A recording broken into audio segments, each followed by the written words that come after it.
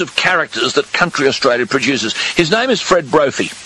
They describe him as the last of the boxing tent showmen, not just in Australia but in the world. Fred Brophy is a fourth-generation showman, and he reckons he's been on the road all his life. He says, "It's been my passion all my life. It's all I ever wanted to do." He spoke about what he does in January last year when he was awarded a Medal of the Order of Australia for his services to charity. He said, "It's really Australian, it's part of Australia, and that's what I've got going now. It belongs to everyone. I'm just running it." Well, someone who's discovered just what Fred Brophy's boxing tent is all about is Sue Williams. She's an award-winning journalist and author who's just released a new book, a lovely book, Welcome to the Outback. And the précis of the book reads, "Sue sets out to see our country as it really is, warts and all.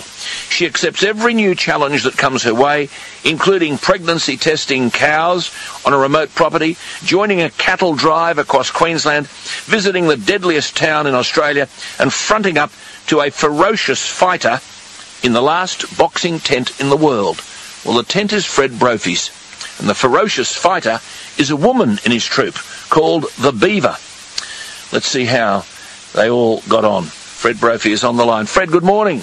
Good morning, Alan. Oh, what a famous name. I remember going to see Noel Brophy. Are you part of the same family?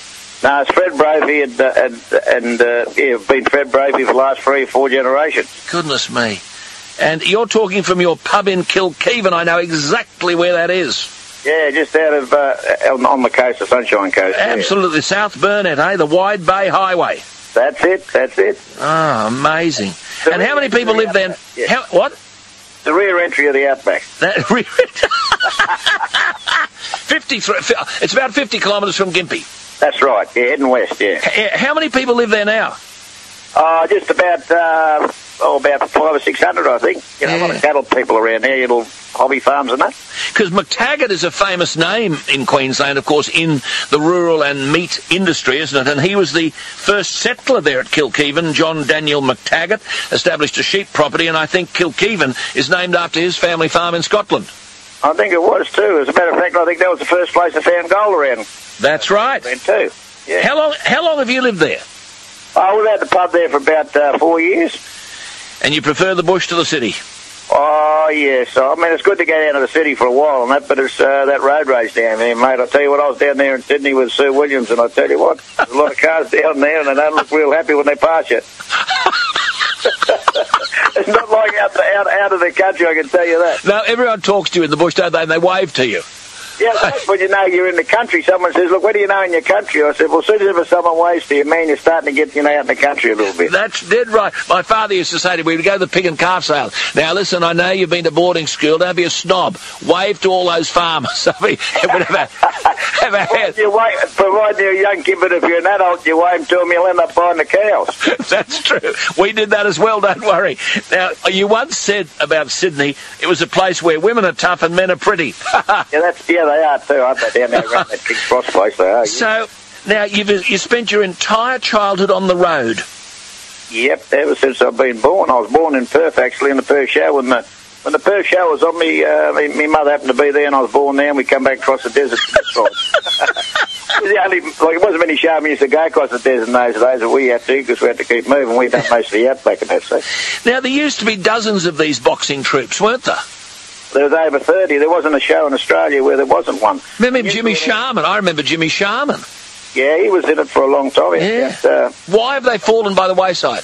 Well, I think all the new rides and that, everyone, there's a lot easier ways down to living, and people got into the mechanical side of it and all the old sideshows. When you go down to Sideshow Alley, they say, well, we'll go to Sydney Show, we'll go to Sideshow Alley. Well, there's not much of a Sideshow Alley left, because Sideshow Alley originally was called that because of the canvas spanners out the front and all the speakers out the front. Yes. And there wasn't many big modern rides in those days. There was tent shows everywhere, and of course they faded away, and there's new things come on. That's the sad part. They fade away. I remember as a kid, at school, and I was in, the Western Darling Downs, and you had the holiday for the show, didn't you?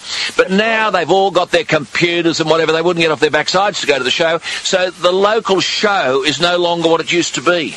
Unfortunately, no. But there's a lot of show societies that are trying to bring all that old stuff back, and that, which is great, and people do, like the show in Sydney, that's good, because the country's come to the city, and it's a great time for the country people to meet the city people. How many fighters do you have?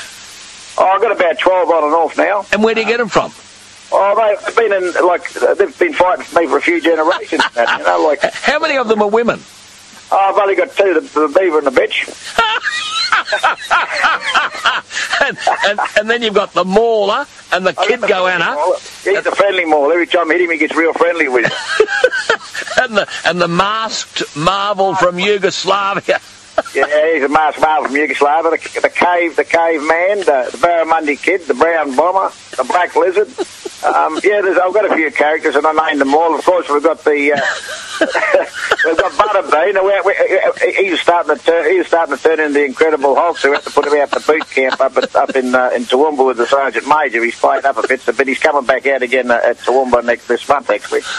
You're bringing them out, and the bitch and the beaver. Is it hard to get someone to fight, or do they fight one another? Oh, incredibly. No, I'll tell you what, we get just as many women that won't ever fight now these days with women's liberation, and that is what blokes do, the Sheilas get up all the time. I should take them down there to King's Cross. I don't think I have any trouble getting any challenges down there. No. And what about the crowds? Do they like it? Well, I tell you what, the crowds seem to be getting bigger now because there's no boxing tents left. Like, as I said, in the old days, there was 30 boxing tents. What did you think when Sue Williams put her hand up to fight? Well, I tell you what, I thought she was only joking. She rang me up from Melbourne and said she's coming up. You get a lot of phone calls, and of course you never see them again. But she came up there, and I tell you what, she's in the boxing Hall of Fame of boxing tents now because she's the oldest Sheila there that fight me tent. She's over 50 years of age. And she lasted 3 rounds with the beaver. Yes. And there was a big. It's absolutely funny. I've never seen the other side of it until I read her book, and I tell you what, it's exactly right. She's a fair dinkum Australian. Yeah, a big bikie in the crowd went up to Sue Williams and said, and excuse the language, he said, "You got balls, lady. You got bigger balls than most of the blokes here." Fred. She did. That was one of the rebels, I think it was. Yeah. Yes, I know. Hey, great to talk to you, Fred. Hey, keep serving beer there at Kilkeven. Thank you very much indeed. Great to talk to you. Fred Brophy, and the book is Sue Williams' book's called Welcome to the Outback, published by Penguin. Great story, and that's Fred Brophy.